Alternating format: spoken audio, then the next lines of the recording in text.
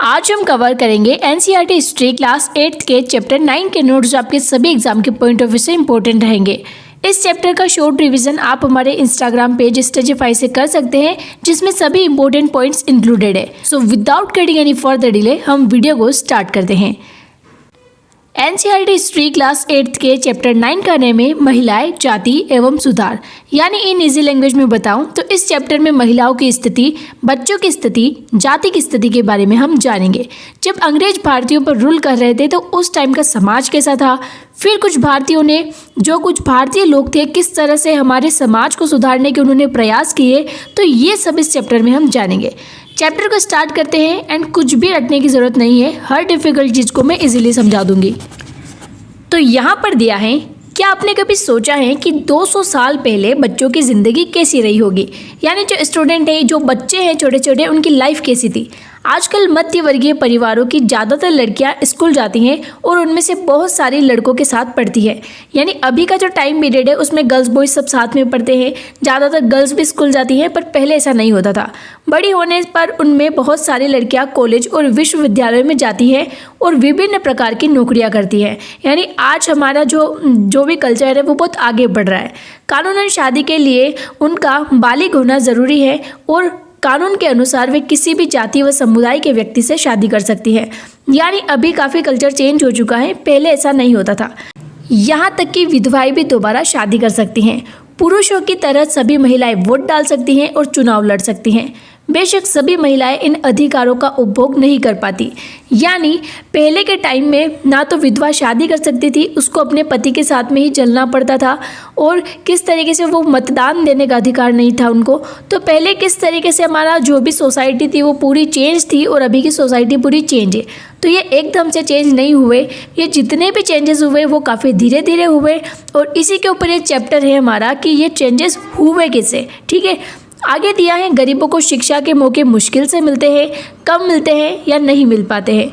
बहुत सारे परिवारों में लड़कियां अपनी इच्छा अनुसार पति भी नहीं चुन सकती। 200 साल पहले हालात बहुत भिन्न थे। ज़्यादातर बच्चों की शादी बहुत कम उम्र में ही कर दी जाती थी। हिंदू व मुसलमान दोनों धर्मों के पुरुष एक से ज़्यादा पत्नियां रख सकते थे। देश के कुछ भागों में विधवाओं से ये उम्मीद की जाती थी कि वे अपने पति की चिता के साथ ही जिंदा जल जाए। इस तरह स्वेच्छा से या जबरदस्ती मार दी गई महिलाओं को सती कहकर महिमामंडित किया जाता था। सती शब्द का अर्थ ही सदाचारी महिला है। यानी उनसे ये एक्सपेक्ट किया जाता था कि जब उनके पति की चिता जल रही है तब साथ में वो भी उसके साथ जल जाए। संपत्ति पर भी महिलाओं के अधिकार बहुत सीमित थे। यानी जो महिला का पति अगर मर गया है तो उसको संपत्ति नहीं दी जाएगी। शिक्षा तक महिलाओं की प्रायः कोई पहुंच नहीं थी। यानी शिक्षा तो वो ले ऐसा होता ही नहीं था। देश के बहुत सारे भागों में लोगों का विश्वास था कि अगर औरत पढ़ी लिखी होगी तो वह जल्दी विधवा हो जाएगी। यानी पहले ऐसा मानते थे। अब यहाँ पर आप देख सकते हैं एक सती कैसे जल रही है उसके पति के साथ में। यहाँ पर दिया है, भारत आने वाले यूरोपीय चित्रकारों द्वारा बनाई गई सती की बहुत सारी तस्वीरों में से एक यह है। सती प्रथा को पूर्वी समाजों की बर्बरता के सबूत के रूप में देखा जा सकता था। यानी यहाँ पर सती प्रथा के साथ में इसकी वाइफ को किस तरीके से इसके पति के साथ में जलाया जा रहा है, इस वाले डायग्राम में आपको दिखाया गया है। नेक्स्ट पेज में दिया है, समाज में सिर्फ स्त्रियों और पुरुषों के बीच ही फर्क नहीं था। ज़्यादातर इलाकों में लोग जातियों में भी बटे हुए थे। ब्राह्मण और क्षत्रिय खुद को ऊंची जाति का मानते थे। यानी वर्गों को 4 प्रकार में बांटा गया था। 4 प्रकार के वर्ण थे, ब्राह्मण, क्षत्रिय, शूद्र और वैश्य। ठीक है, तो इस तरीके से उनमें भेदभाव होता था।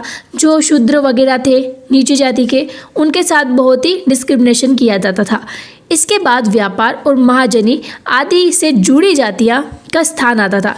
यानी सबसे ऊपर आते थे ब्राह्मण, जो वेदों का ज्ञान रखते थे। क्षत्रिय जो क्षत्रिय थे, जो युद्ध वगैरह करते थे, इस तरीके क्षत्रिय जाति।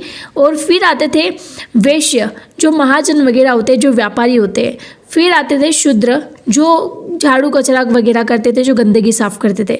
ठीक है, फिर काश्तकार, बुनकर व कुम्हार जैसे दस्तकार आते थे, जिन्हें शूद्र कहा जाता था। ठीक है, इस श्रेणी क्रम की सबसे निचली पायदान पर ऐसी जातियां थी जो गांवों शहरों को साफ सुथरा रखती थी या ऐसे काम धंधे करती थी जिन्हें ऊंची जातियों के लोग दूषित कार्य मानते थे।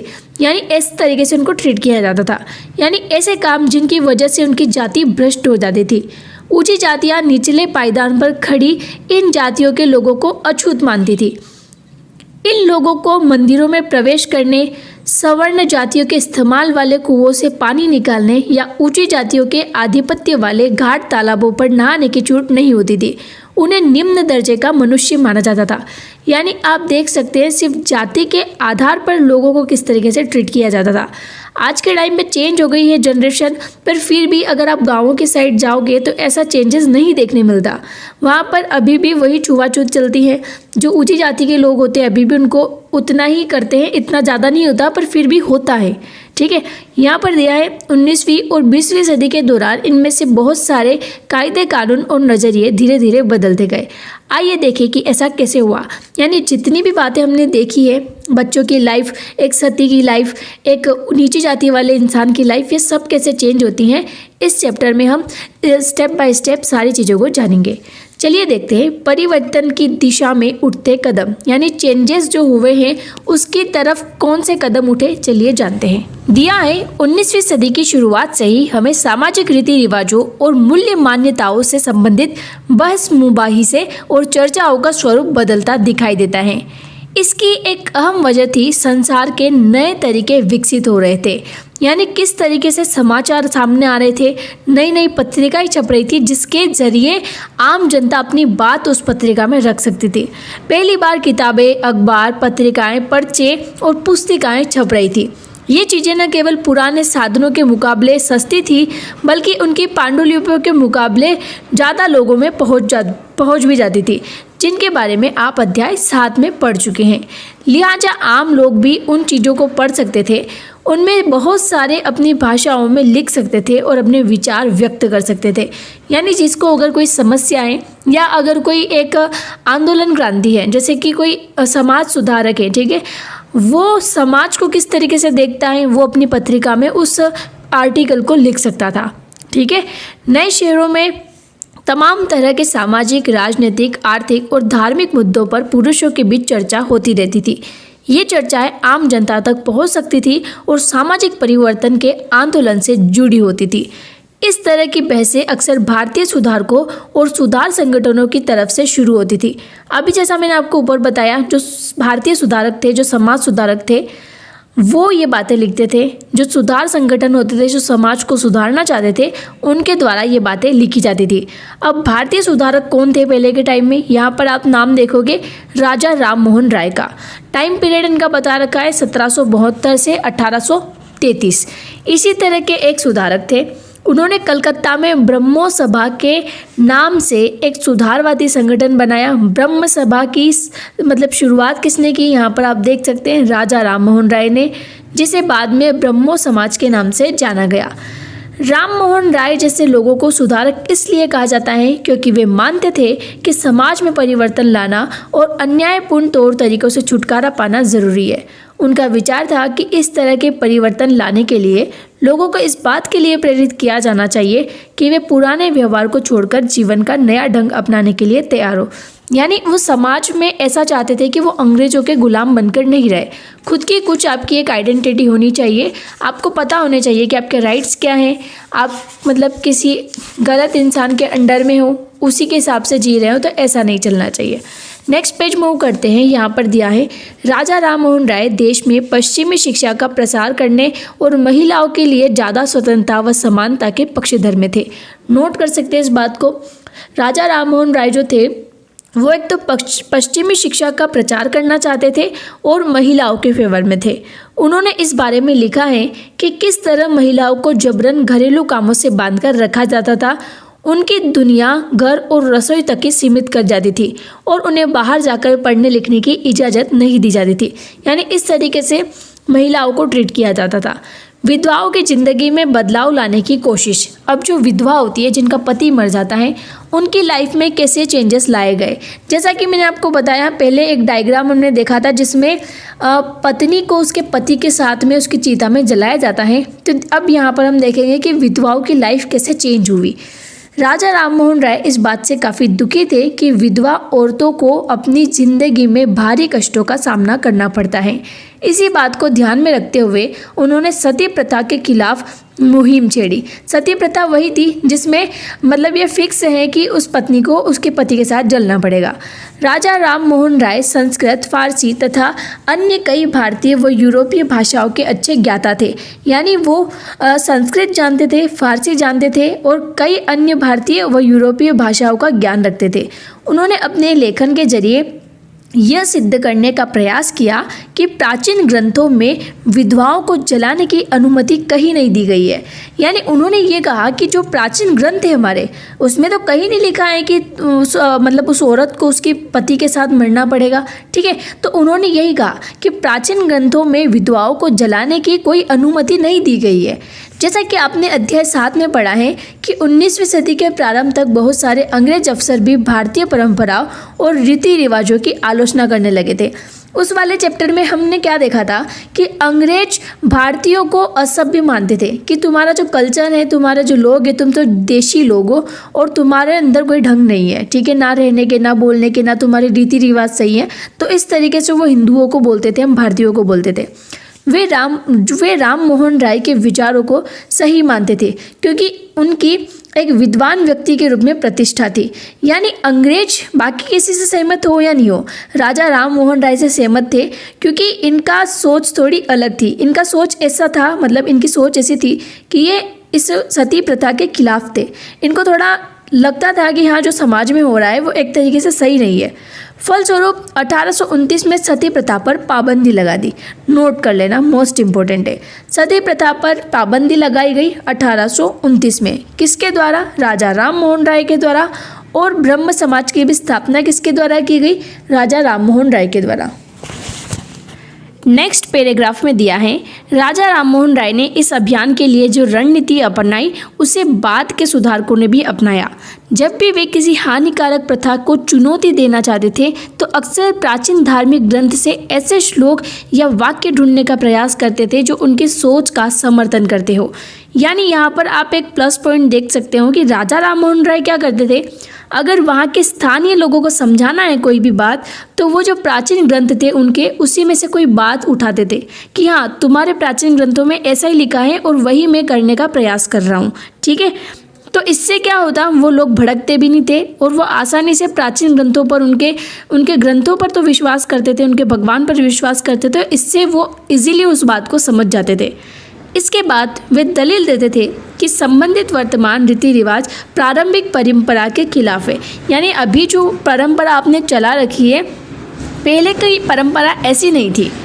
यहाँ पर अब दिया है चित्र 3, कुंडों पर झूलने का त्योहार। यहाँ पर आप देख सकते हैं दो लोग किस तरीके से झूल रहे हैं। इस लोकप्रिय त्योहार में भक्त पारंपरिक अनुष्ठानों के तहत अजीब तरह से कष्ट सहने का अभ्यास करते थे। अभी भी कुछ होता है, मतलब गाल में ऐसी सुई चुबाना, इस तरीके से बहुत सारे स्टंट किए जाते हैं। वे अपनी खाल में कुंडा भेदकर एक झूले पर लटक जाते थे। देखो, 19वीं शताब्दी के पूर्वार्ध में जब यूरोपीय अफसरों ने भारतीय रीति रिवाजों और अनुष्ठान को बर्बर कहकर उनकी आलोचना शुरू की तो इस त्योहार की खास तौर से आलोचना की गई। यानी इस तरीके से लोग अगर करेंगे, भारतीय लोग इस तरीके से इन चीज़ों में विश्वास करेंगे तो अंग्रेजों को वो असभ्य ही दिखाई देते थे कि तुम्हारे तो मतलब कोई रीति रिवाज भी सही तरीके से नहीं है, तुम बिल्कुल प्रैक्टिकल नहीं हो। ठीक है, नेक्स्ट पेज पर दिया है, अब जिस तरीके से सती प्रथा का विरोध किया गया, अगर कोई औरत विधवा हो जाती है तो उसका दोबारा विवाह करवाया जाए, ये भी बात इस दौरान रखी गई।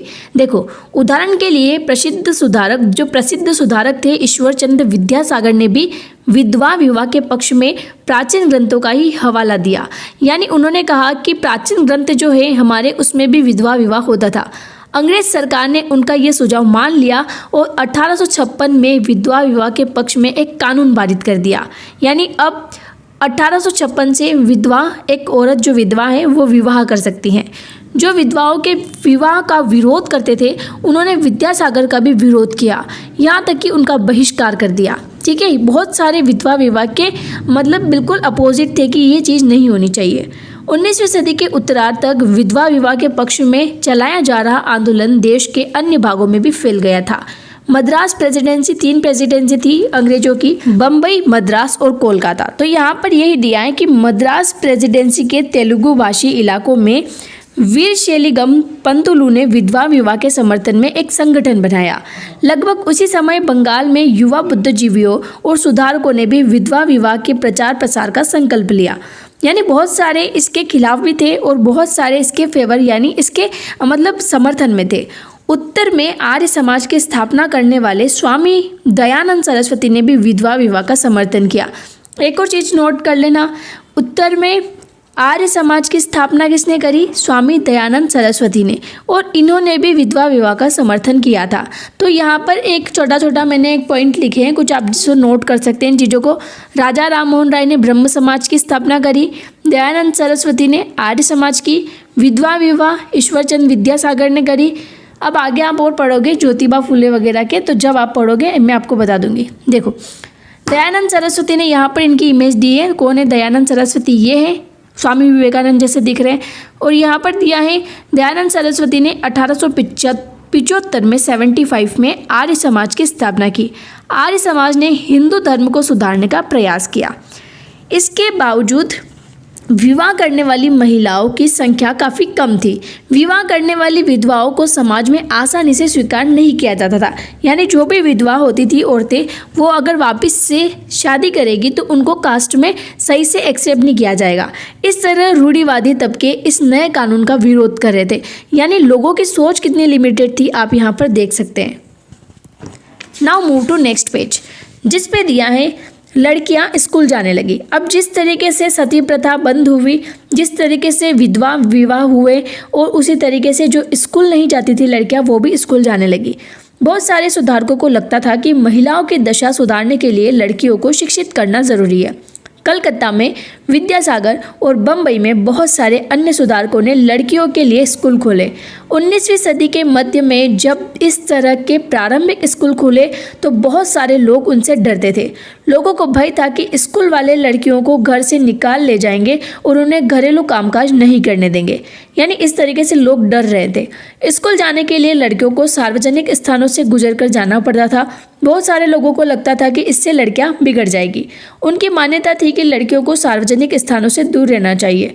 फलस्वरूप 19वीं सदी में पढ़ने लिखने वाली ज़्यादातर महिलाओं को उनके उदार विचार वाले पति या पति की देखरेख में घर पर ही पढ़ाया जाता रहा। कई महिलाओं ने बिना किसी की मदद लिए खुद से पढ़ना सीखा। क्या आपको याद है कि पिछले साल की सामाजिक और राजनीतिक जीवन पुस्तक में आपने रस सुंदरी देवी के बारे में क्या पढ़ा था? वे ऐसी महिला थी जिन्होंने रात में दिए की टिमटिमाती लो में चोरी छिपे ही पढ़ना लिखना सीखा था। ठीक है, रास सुंदरी देवी। ठीक है, 19वीं सदी के आखिरी हिस्से में आर्य समाज द्वारा पंजाब में और ज्योतिराव फुले द्वारा महाराष्ट्र में लड़कियों के लिए स्कूल खोले गए। ये आप ईश्वरचंद विद्यासागर की इमेज देख सकते हैं। इन्होंने क्या किया था? ईश्वरचंद विद्यासागर ने विधवा विवाह शुरू करवाया था। यहाँ दिया है उत्तर भारत के कुलीन मुस्लिम परिवारों की महिलाएं अरबी में कुरान शरीफ पढ़ना सीखने लगी। उन्हें घर पर ही पढ़ाने के लिए शिक्षिकाएं रखी जाती थी। इस स्थिति को देखते हुए मुमताज अली जैसे कुछ सुधारकों ने कुरान शरीफ की आयतों को हवाला देकर कहा कि महिलाओं को भी शिक्षा का अधिकार मिलना चाहिए। 19वीं सदी के आखिर से ही उर्दू में उपन्यासों का सिलसिला शुरू हुआ। इन उपन्यासों में महिलाओं को इस बात के लिए प्रोत्साहित किया गया कि वे धर्म और घरेलू साथ संभाल के बारे में पढ़े। ठीक है, यहाँ पर आप देख सकते हैं हिंदू महाविद्यालय की छात्राएं 1875, ये जो इमेज है आप इसमें देख सकते हैं। 19वीं शताब्दी में जब लड़कियां स्कूल खोले गए, मतलब लड़कियों के लिए जब स्कूल खोले गए, तो आमतौर पर माना जाता था कि लड़कियों की पढ़ाई लड़कों की पढ़ाई से कम सख्त होनी चाहिए। हिंदू महिला विद्यालय ऐसे शुरुआती संस्थानों में से था जहां वही शिक्षा दी जाती थी जो उस समय लड़कों को दी जा रही थी। यानी एक ऐसा संस्थान खोला गया था, विद्यालय, हिंदू महिला विद्यालय नाम था इसका, जहाँ पर ऐसी ही शिक्षा मिलती थी जो लड़कों को मिलती थी। आगे दिया है महिलाओं के बारे में महिलाएं लिखने लगी। 20वीं सदी की शुरुआत से ही बहुत सारी मुस्लिम महिलाओं ने महिला शिक्षा को बढ़ावा देने के लिए अहम भूमिका अदा की। जैसे भोपाल की बेगमों ने अलीगढ़ में लड़कियों के लिए प्राथमिक स्कूल खोला। बेगम रुकैया सखावत हुसैन भी इस दौर की एक प्रभावशाली महिला थी जिन्होंने कलकत्ता और पटना में मुस्लिम लड़कियों के लिए एक स्कूल खोले।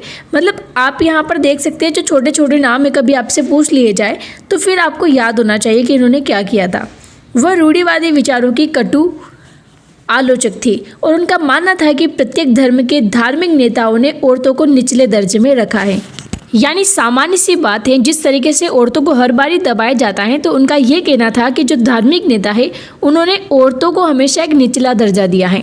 आगे दिया है 1880 के दशक तक आते आते भारतीय महिलाएं विश्वविद्यालय में प्रवेश लेने लगी। कब की बात है? 1880 के दशक में।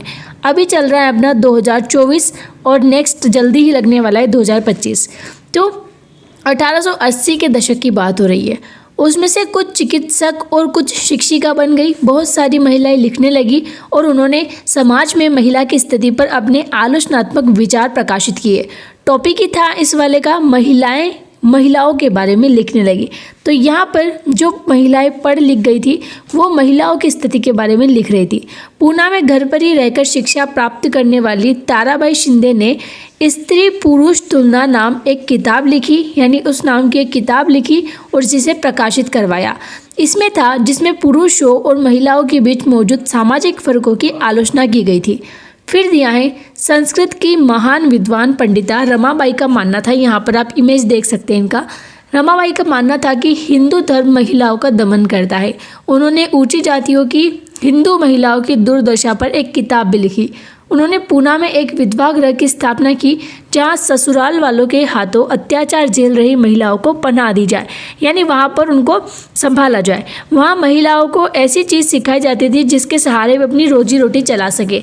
ठीक है, मतलब उनको एक काम सिखाया जाता था।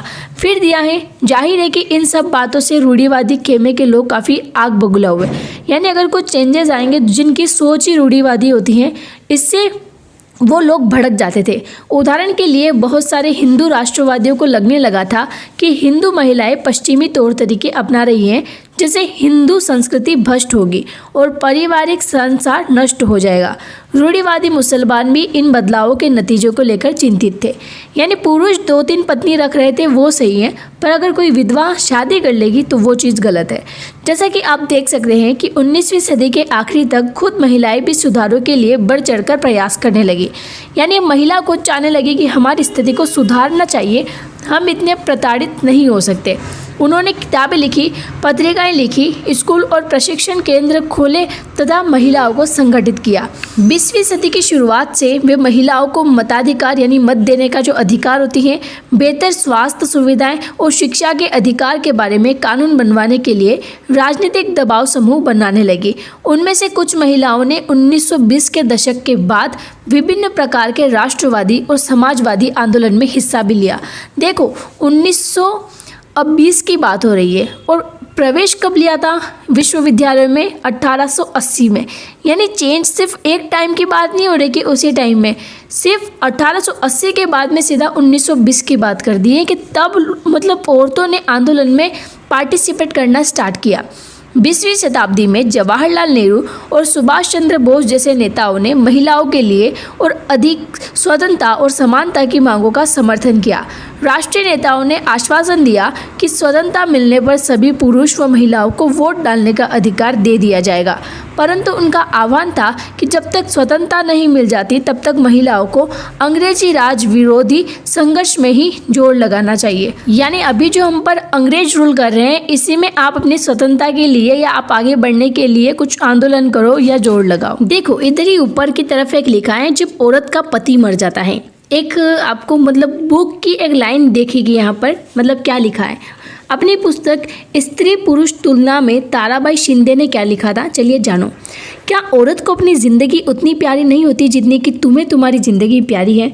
ये तो कुछ ऐसी बात हो गई ना, मानो महिलाएं पुरुष से बिल्कुल अलग चीज़ से बनी हो, मानो वे धूल और चट्टानों या जंग लगे लोहे से बनी हो और तुम व तुम्हारी ज़िंदगी शुद्ध सोने से बनी हो। कितनी अच्छी बात कही है। ऑल पीपल आर सेम, मतलब एक आदमी होगा, औरत होगी, सबकी फीलिंग सेम होती हैं, सब एक ह्यूमन बॉडी है, सबको सेम नीड होती है। तो इस तरीके से ऐसा नहीं होता है कि आप पुरुष को डिस्क्रिमिनेशन करने लग जाओ या औरत का डिस्क्रिमिनेशन करने लग जाओ। साथ में जो जाति के बेसिस पर डिस्क्रिमिनेशन होते हैं, उनके साथ भेदभाव होते हैं, वो भी बहुत गलत चीज़ होती है। तो इन सब चीज़ों से आगे उठना चाहिए। वी ऑल आर ह्यूमंस, ठीक है। तो उस तरीके से आगे बढ़ो, सबको सेम राइट्स मिले। यहाँ लिखे हैं, तुम मुझसे पूछते हो कि मेरा क्या मतलब है। मेरा मतलब यह है कि जब औरत का पति मर जाता है तो उसका क्या हश्र होता है। मतलब एक लेडी का हस्बैंड मर जाएगा तो उसकी क्या एक मेंटल स्टेज रहेगी, एवरीवन नोस, ठीक है। नाई आता है और उसके लहराते बालों को साफ कर देता है, यानी पहले औरत के भी बाल दिए जाते हैं सिर्फ इसलिए कि तुम्हारी आंखों को ठंडक पड़ जाए। उसे शादी ब्याह अवभगत और उन शुभ अवसरों से बहिष्कृत किया जाता है जहां विवाहित महिलाएं जाती हैं।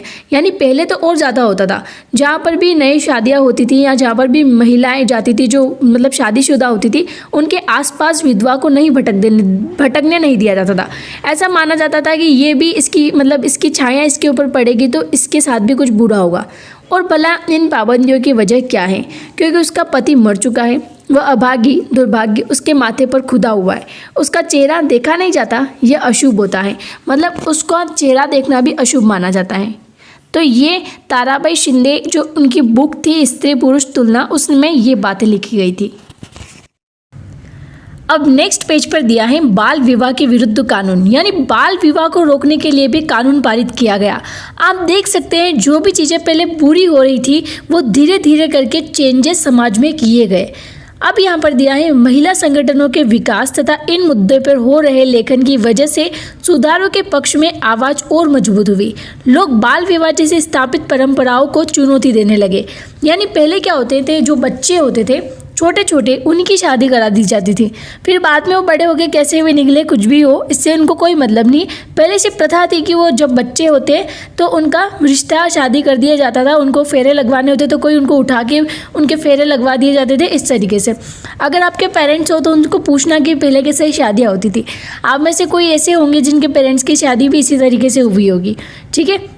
यहाँ दिया है केंद्रीय विधानसभा में बहुत सारे सांसद थे जिन्होंने बाल विवाह पर पाबंदी हेतु कानून बनाने के लिए संघर्ष किया। 1929 में बाल विवाह निषेध अधिनियम पारित कर दिया गया। देखो 1929 में यानी 1929 में बाल विवाह पर मतलब पाबंदी लगा दी। इस कानून के बारे में वैसी कड़वी बहसें और संघर्ष नहीं हुए जैसे पुराने सुधारवादी कानूनों के बारे में हुए थे। यानी सती प्रथा वगैरह जो कानून थे उनके लिए लोग भड़क गए थे, पर इस कानून के लिए इतने लोग नहीं भड़के। इस कानून के अनुसार 18 साल के कम उम्र के लड़के और 16 साल से कम उम्र की लड़की की शादी नहीं की जा सकती थी। यानी अगर लड़का 18 का होगा और लड़की 16 की होगी तो ही शादी होगी, अगर इससे कम एज है तो ये शादी नहीं होगी। बाद में यह उम्र बढ़ाकर क्रमशः 21 साल व 18 साल कर दी गई। यानी 18 एज किसके लिए? लड़की के लिए, और 21 एज लड़के के लिए डिसाइड की गई। अब नेक्स्ट पॉइंट यहाँ पर है जाति और समाज सुधार। यानी बाकी सब सुधार के बारे में तो हमने जाना, पर जो जातियों के बीच भेदभाव थे उसमें कैसे सुधार आए, चलिए जानते हैं। हमने अभी जिन समाज सुधारकों का जिक्र किया उनमें से कई जातीय गैर बराबरी के भी विरोधी थे। यानी लोगों को इस जो समाज सुधारक थे उनको ऐसा लगता था कि जाति भेदभाव भी दूर होने चाहिए। राजा राम मोहन राय ने जाति व्यवस्था की आलोचना करने वाले एक पुराने बौद्ध ग्रंथ का अनुवाद किया। यानी ये क्या करते थे, कोई भी ग्रंथ में से कोई चीज़ उठाते थे और बोलते थे कि देखो तुम्हारे ग्रंथ में तो ऐसा लिखा हुआ है तो फिर तुम ऐसा क्यों कर रहे हो, तुम्हारे ग्रंथ में तो ये कहीं नहीं लिखा है कि सती को उसके पति के साथ में जला देना चाहिए तो फिर तुम क्यों जला रहे हो। मतलब इस तरीके से वो लोगों से वही बात बोलते थे जो तुम्हारे ग्रंथों में लिखी है, ताकि क्योंकि लोग अच्छे से उसको कनेक्ट कर पाए। प्रार्थना समाज भक्ति परंपरा का समर्थक था जिसमें सभी जातियों की आध्यात्मिक समानता पर जोर दिया गया था।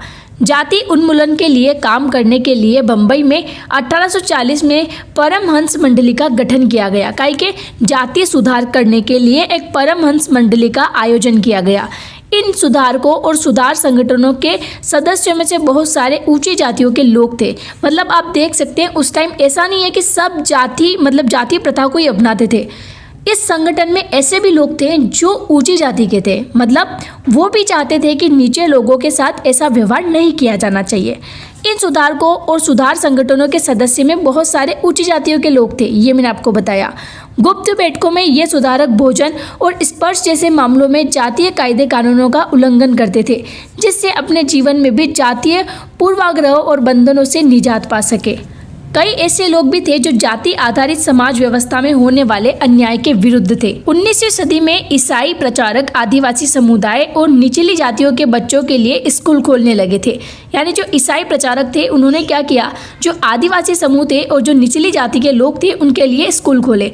इस प्रकार इन बच्चों को बदलती दुनिया में अपना रास्ता ढूंढने के लिए एक नए साधन मिलने लगे। ठीक है, उसी समय बहुत सारे गरीब लोग शहर में निकल रही नई नौकरियों की तलाश में गांव छोड़कर भी जा रहे थे।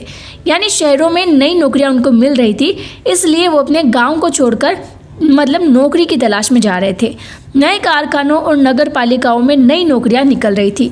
अध्याय 6 में आप शहरों के विस्तार के बारे में पढ़ चुके हैं। फिर दिया है, कल्पना कीजिए कि इससे मजदूरी की कितनी मांग पैदा हुई होगी। यानी जितने भी गांवों में लोग थे वो शहरों की तरफ जाने लगे, तो जितनी भी मजदूरी की मांग पैदा हुई होगी वो कितनी ज़्यादा तादाद में होगी। शहरों में नालियाँ बनाई जानी थी, सड़कें बिछानी थी, इमारतों को नए तरीके से बनाया जाना था, यानी उनका निर्माण किया जाना था और शहरों को साफ किया जाना था। इसके लिए कुलियों, खुदाई करने वालों, बोझा ढोने वालों, मतलब जो बोझ ढोने वाले, जो वजन उठाने वाले होते हैं, ईंट बनाने वालों, नालियाँ साफ करने वालों, सफाई कर्मियों, पालकी ढोने वालों, यानी जो वजन उठा के चलते हैं वो पालकी ढोने वाले, रिक्शा खींचने वालों की जरूरत थी। यह श्रम कहाँ से आया? इन कामों को संभालने के लिए गांवों और छोटे कस्बों के गरीब शहरों की तरफ जाने लगे, जहां मजदूरी की मांग पैदा हो रही थी। शहर जाने वालों में से बहुत सारे निम्न जातियों के लोग भी थे। कुछ लोग असम, मॉरिशस, त्रिनिदाद और इंडोनेशिया आदि स्थानों पर बागानों में काम करने भी चले गए। नए स्थानों पर काम अक्सर बहुत कठोर था, परंतु गरीबों, निचली जातियों के लोगों को यह गाँव में सवर्ण जमींदारों द्वारा उनके जमीन पर दमनकारी कब्जे और दैनिक अपमान से छूट निकलने का एक मौका था। यानी अगर वो गांव में ही रहते तो उनका किस तरीके से दमन किया जा सकता था, इससे बचने के लिए वो शहरों की तरफ गए और वहां पर काम करना उनको सही लगा। भले वो काम कठोर था, इतना इतना श्रम करने वाला कार्य था, फिर भी उनको मंजूर था, परंतु उनको वापस उस गांव में जाना मंजूर नहीं था। अब यहाँ इस बॉक्स में देख सकते हैं आप, जूते कौन बना सकता है। यानी जो आप शूज पहनते हो वो चमड़े का काम करने वालों को परंपरागत रूप से नीची नज़र से देखा जाता था। यानी जो जूते बनाते थे उनको एक नीची जाति का माना जाता था, क्योंकि वो मृत यानी मरे हुए पशुओं का चमड़ा निकालते हैं, जिन्हें गंदा व दूषित माना जाता है। पहले विश्व युद्ध के दौरान सेना के लिए जूतों की जबरदस्त मांग पैदा हो गई थी। यानी जब फर्स्ट वर्ल्ड वॉर हुआ था तब जूतों की ज़्यादा डिमांड थी, परंतु चमड़े के कामों के प्रति जातीय पूर्वाग्रहों की वजह से केवल परंपरागत चमड़ा कारागार और मोची ही जूते तैयार कर सकते थे।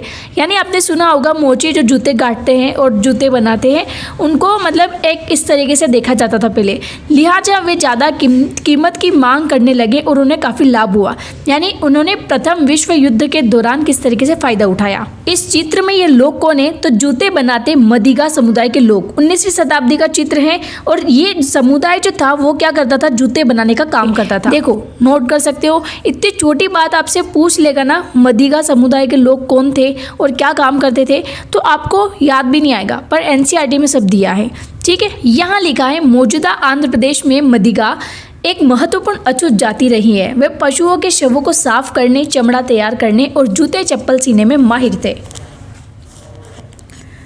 आगे दिया है, इसके अलावा दूसरी तरह की नौकरियां भी सामने आ रही थी। उदाहरण के लिए सेना में भी लोगों की जरूरत बढ़ गई थी। अछूत माने जाने वाले महार समुदाय के बहुत सारे लोगों को महार रेजिमेंट में नौकरी दी गई। दलित आंदोलन के नेता BR अम्बेडकर, यानी जो भीमराव अम्बेडकर हैं, के पिता एक सैनिक स्कूल में ही पढ़ाते थे। आगे दिया है, कक्षा में जगह नहीं। यानी बम्बई प्रेसिडेंसी में 1829 में भी अछूतों को सरकारी स्कूलों में घुसने नहीं दिया जाता था। जब उन्होंने इस अधिकार के लिए सख्ती से आवाज़ उठाई तो उन्हें कक्षा से बाहर बरामदे में बैठकर सबक सुनने की इजाज़त दे दी, ताकि वे कमरे को दूषित न कर सके जहां ऊंची जाति के लड़कों को पढ़ाया जाता था।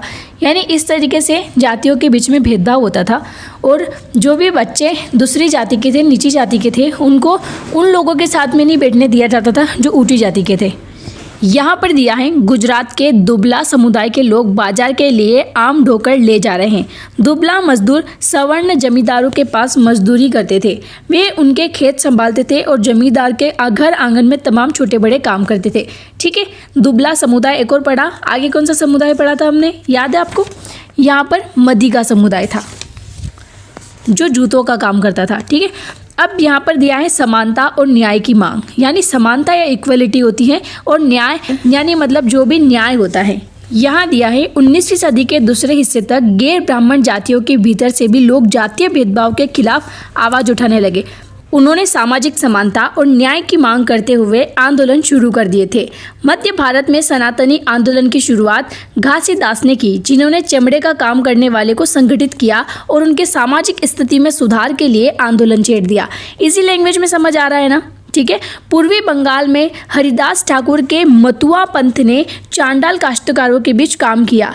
काश्तकार कौन होते हैं? जो दूसरों की जमीन पर काम करते हैं। हरिदास ने जाति व्यवस्था को सही ठहराने वाले ब्राह्मण ग्रंथों पर सवाल उठाए, यानी मतलब जो जाति व्यवस्था को सही ठहराते थे ऐसे कुछ ब्राह्मणवादी ग्रंथ थे जो बोलते थे कि जातियों को वर्णों के हिसाब से ही बटा रहना चाहिए।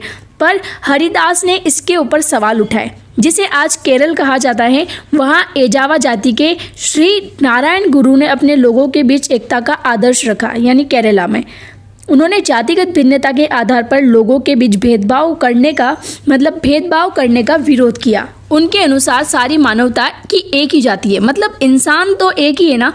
उनका एक महत्वपूर्ण कथन था, ओरु जाति ओरु मतम ओरु देवम मनुष्यानु, यानी मानवता की एक जाति, एक धर्म और एक ईश्वर है। ठीक है, इंसान में सिर्फ मानवता होनी चाहिए, धर्म जाति कुछ नहीं होती।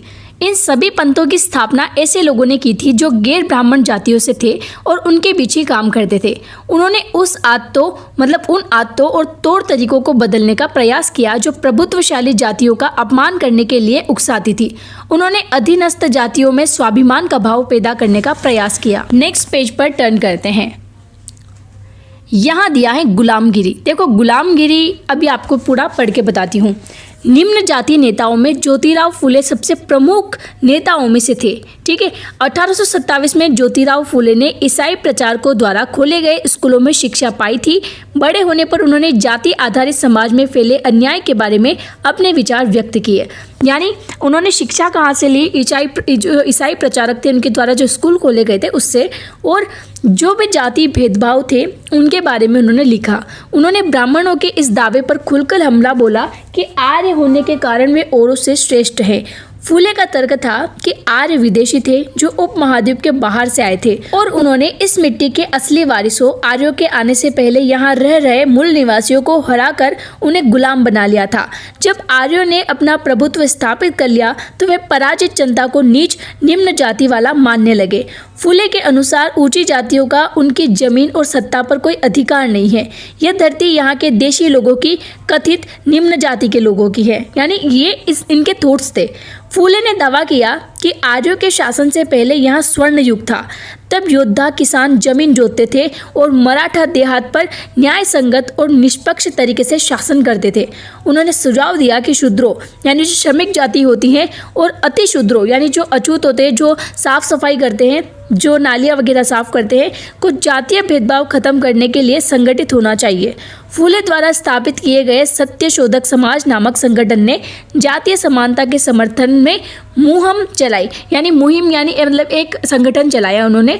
और काय की स्थापना करी उन्होंने? सत्य शोधक समाज की। नीचे दिया है 1873 में फुले ने गुलामगिरी नामक एक किताब लिखी। गुलामगिरी एक किताब का नाम था जो कब लिखी गई थी? 1873 में। किसके द्वारा? ज्योतिराव फुले के द्वारा।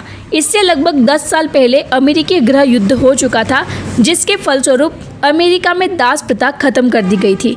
यानी दास प्रथा जो थी जिसमें दास काम करते थे।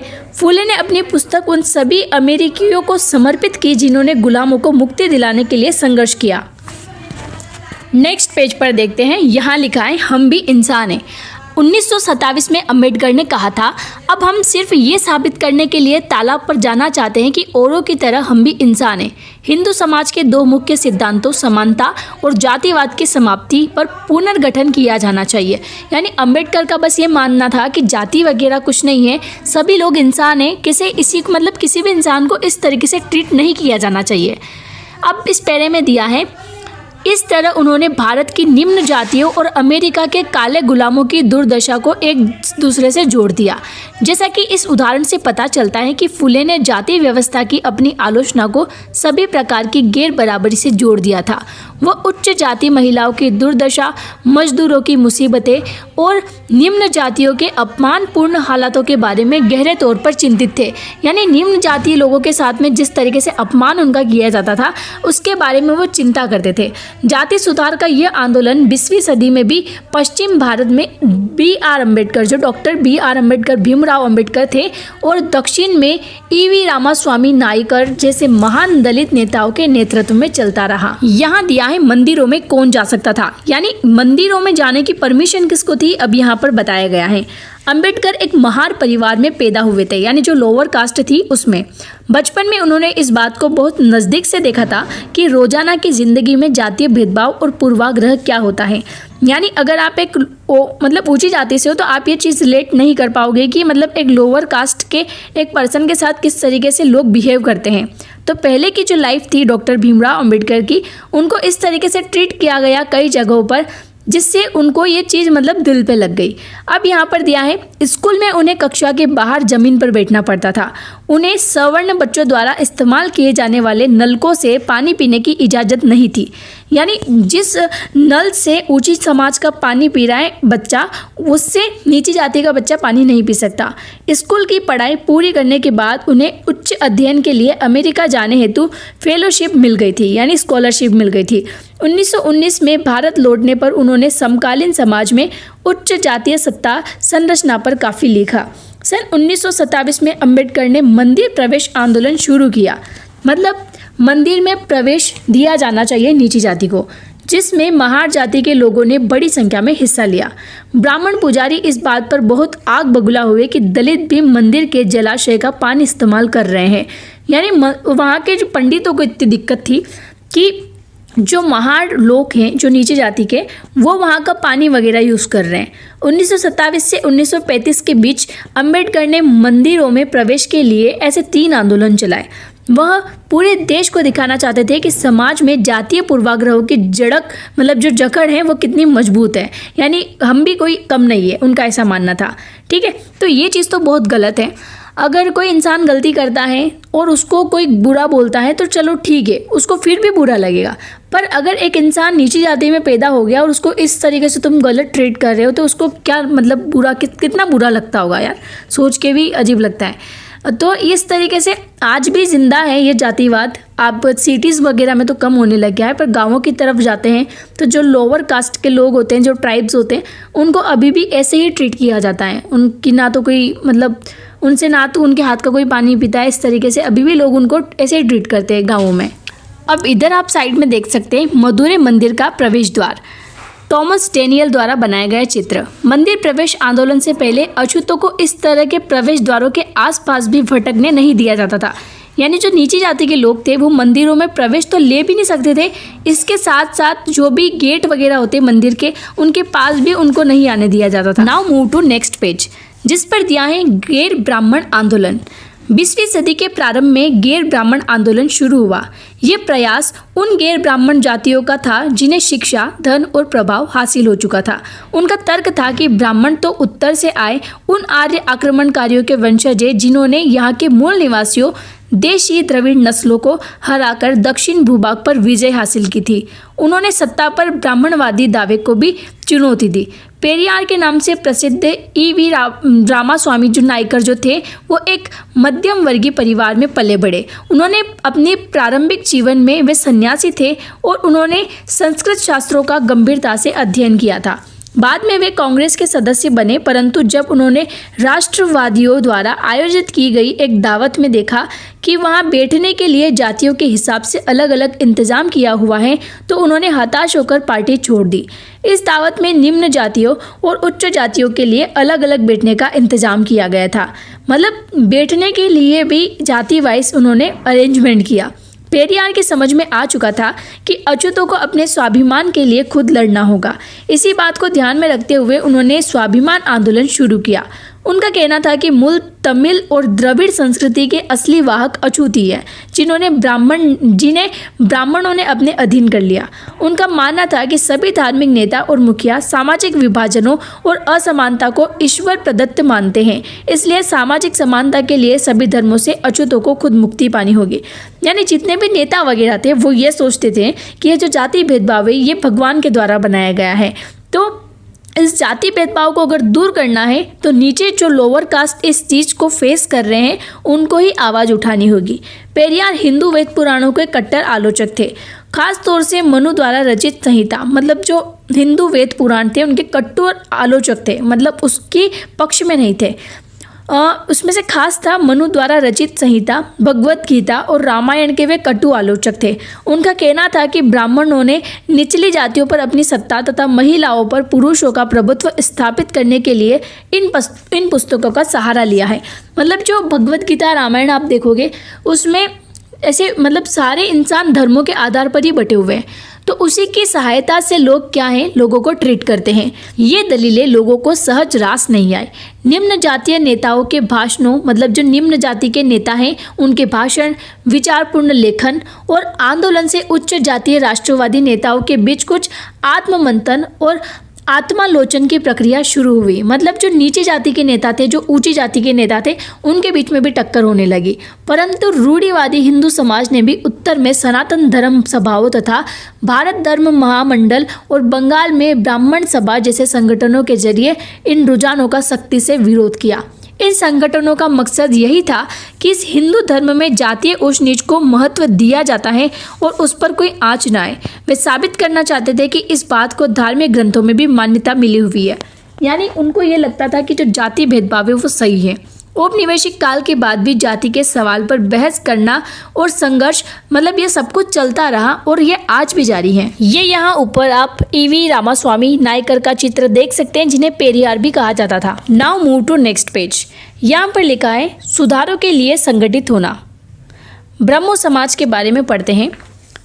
ब्रह्मो समाज की स्थापना 1830 में की गई थी। यह संस्था सभी प्रकार की मूर्ति पूजा और बलि के विरुद्ध थी। यानी जितनी भी मूर्ति पूजा होती हैं और जितनी भी बलियां होती हैं पशुओं की, उसके विरुद्ध थी और इसके अनुयायी उपनिषदों में विश्वास रखते थे। इसके सदस्यों को न्याय, आर्थिक प्रथाओं या परंपराओं की आलोचना करने का अधिकार नहीं था।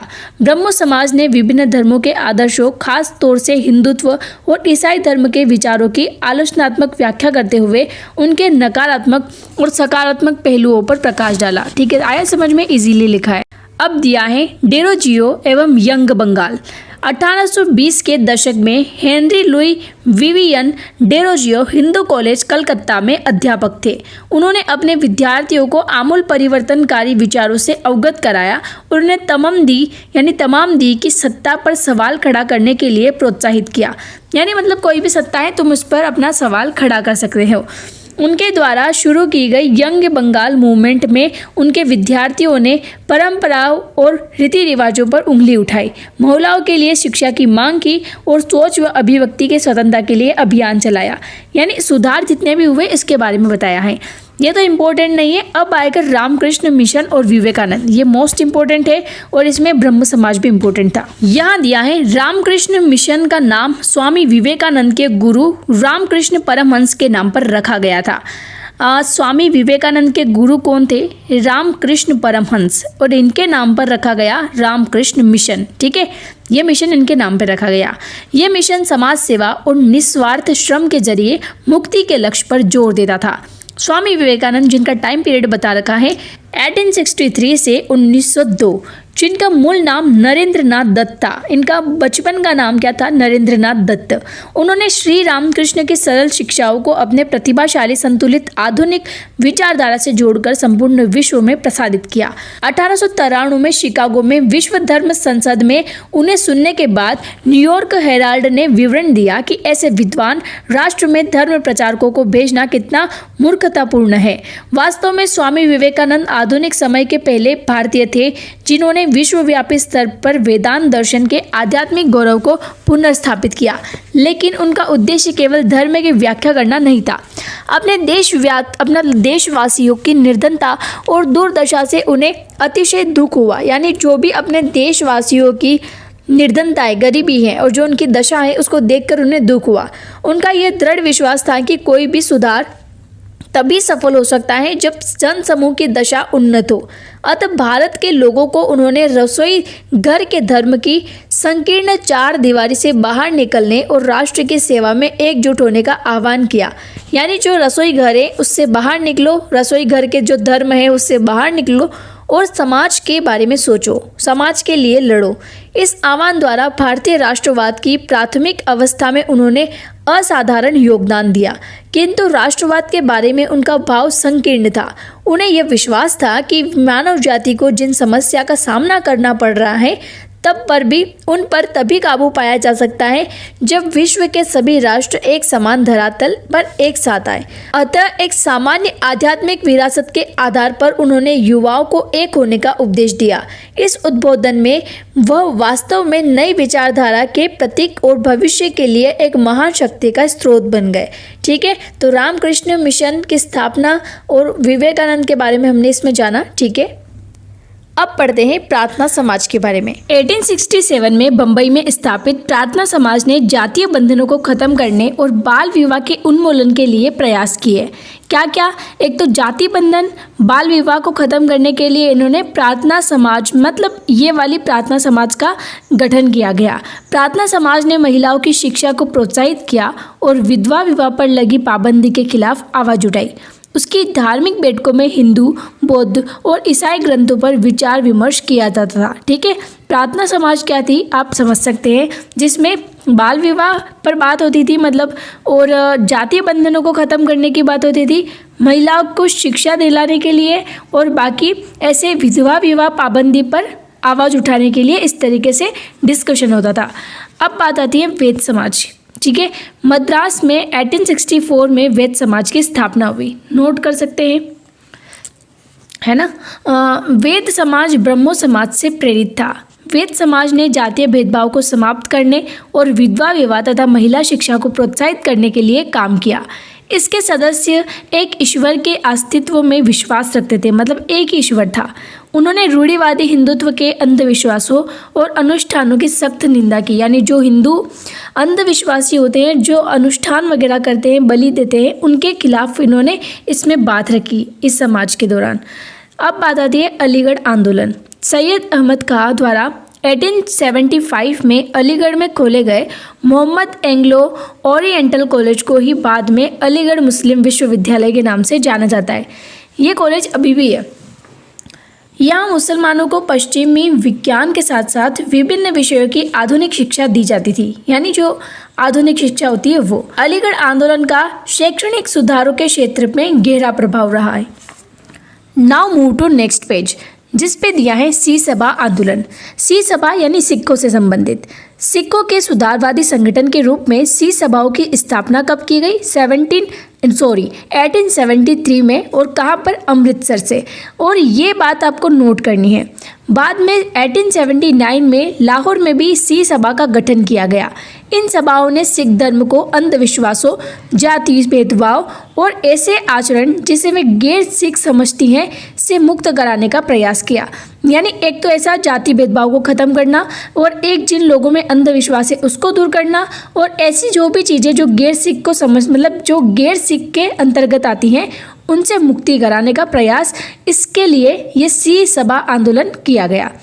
उन्होंने सिखों की शिक्षा के लिए प्रोत्साहित किया, जिसमें अक्सर आधुनिक ज्ञान के साथ साथ सिख धर्म के सिद्धांतों को भी पढ़ाया जाता है। यहाँ पर आप देख सकते हैं खालसा कॉलेज अमृतसर 1892 में सिख सभा आंदोलन के नेताओं द्वारा स्थापित किया गया। खालसा कॉलेज अमृतसर में है। अन्यत्र में दिया है काले गुलाम और गोरे बागान मालिक। यानी गुलाम जो होंगे वो काले यानी इंडियंस होंगे, और गोरे बागान मालिक यानी जो उस पर काम करवाएंगे उन काले गुलामों से, वो कौन होंगे? अंग्रेज। ठीक है, यानी गोरे बागान मालिक। यह आप जान चुके हैं कि ज्योतिराव फुले ने अपनी पुस्तक गुलामगिरी में जाति उत्पीड़न और अमेरिका में प्रचलित दास प्रथा के बीच किस तरह संबंध स्थापित किया था। यानी गुलामगिरी किसके द्वारा लिखी गई थी? ज्योतिराव फुले के द्वारा। क्या आप जानते हैं कि दासता की प्रथा क्या थी, यानी दास प्रथा क्या थी? ये यहाँ पर जानेंगे हम। 17वीं शताब्दी में जब यूरोपीय खोजी यात्री और व्यापारी पहली बार अफ्रीका पहुंचे तो उन्होंने गुलामों का व्यापार शुरू कर दिया। वे अफ्रीका के काले लोगों को पकड़कर अमेरिका में ले आते थे। यानी काले लोग कहाँ से पकड़ के लाते थे? अफ्रीका से, और कहाँ पर बेचते थे उनको? अमेरिका में, और वहाँ के गोरे बगान मालिकों को बेच देते थे। यानी अमेरिका के गोरे बगान मालिकों को बेच दिया जाता था। उन्हें कपास और अन्य बागानों में काम करना पड़ता था जो ज़्यादातर दक्षिणी संयुक्त राज्य अमेरिका में स्थित थे। बागानों में ये गुलाम पो फटने से लेकर देर रात तक काम करते। सही ढंग से काम न करने के नाम पर मालिक उन्हें सजा देते, कोड़ों से पिटते और तरह तरह की यातनाएं देते। यानी उनको उनकी फैमिली से भी नहीं मिलने दिया जाता, और अगर वो काम सही से नहीं करते तो उनको कोड़े से मारा जाता। श्वेत और अश्वेत सभी तरह के बहुत सारे लोगों ने संगठित रूप से इस दास प्रथा का विरोध किया। इसी क्रम में उन्होंने 1776 में अमेरिकी क्रांति की भावनाओं का हवाला देते हुए आह्वान किया कि अमेरिका वासियों, अपने घोषणा पत्र को देखो। क्या तुम्हें अपनी भाषा भी समझ में नहीं आती? गेटिसबर्ग में दिए गए अपने अत्यंत भावप्रवण भाषण में अब्राहम लिंकन ने कहा था कि जिन्होंने दास प्रथा के खिलाफ संघर्ष किया वे लोकतंत्र के पथ प्रदर्शक हैं। उन्होंने लोगों से आह्वान किया कि वे नस्ली समानता के लिए कदम उठाएं, यानी जो नस्ल होती है उसके समानता के लिए कदम उठाने चाहिए।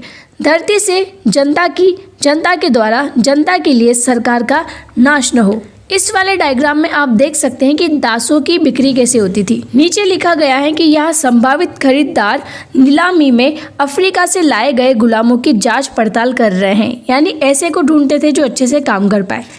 ये चैप्टर इसी के साथ खत्म होता है। नेक्स्ट पेज को मूव करते हैं तो इसमें आपकी बस एक्सरसाइज है चैप्टर की, और लास्ट अब पढ़ेंगे हम चैप्टर 10, और उसके बाद में 2 चैप्टर और रहेंगे। आई थिंक इंडेक्स में चेक कर लेते हैं अपन आगे।